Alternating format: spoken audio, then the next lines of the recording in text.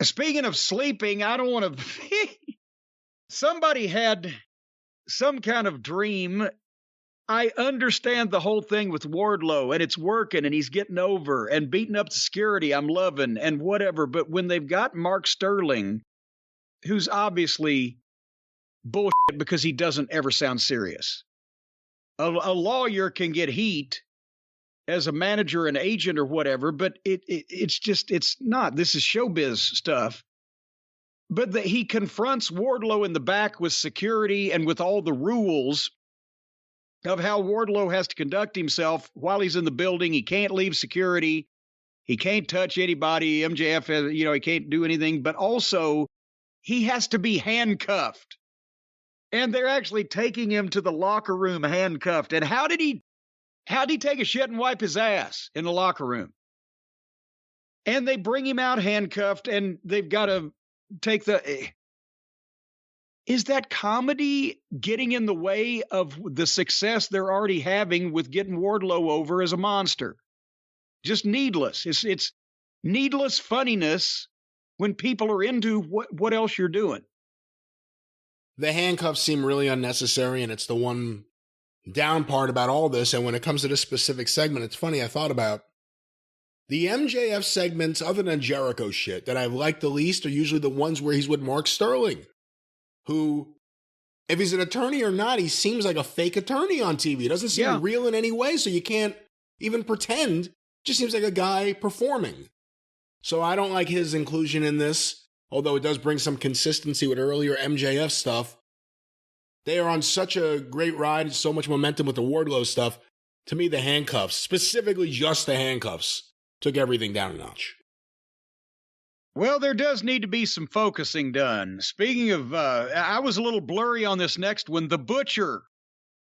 The Butcher!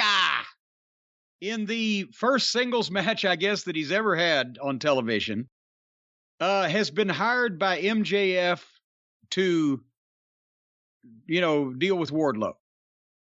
And MJF and Shawn Spears are up in the skybox now, and they have a spotlight on the skybox, but literally MJF now has a spotlight. Instead of being in Jericho's group or instead of being the leader of his own group, but there's 5 or 6 people in it, he's got Spears as a flunky. He's the fucking boss, and he's paying people in his periphery to do his bidding. So a spotlight is on him without him being lost in the crowd. I like this better. Wardlow comes out wearing the handcuffs with security, but they take the cuffs off of him. And God, I wanted this to be good, and the people wanted it to be good, and the result was good, but it took them a while to get there because, again, they were trying to have Wardlow do things with Butcher to show that Butcher was a bigger guy than he's been facing and more of a threat or whatever. But come on. It's the Butcher. He's been around for a couple of years. They never win anything. He and his partners, they're always in flunky positions. And right now, Wardlow, what's working, don't fucking fix it. He's been Goldberging people in seconds, selling little of nothing.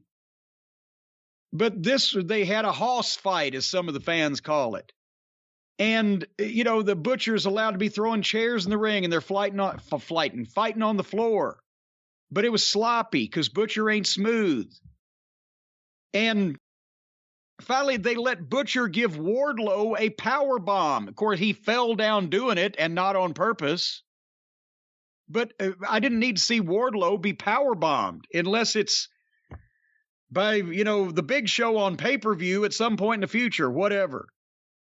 So then Wardlow gets up and hits the 4 power bombs in a row and gets the people back finally for the finish, 1, 2, 3, and big pop.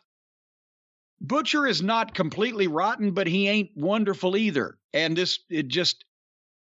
I don't think this was the thing for Wardlow, and Butcher's not going to be any better or any worse no matter what they do with him at this point. What'd you think?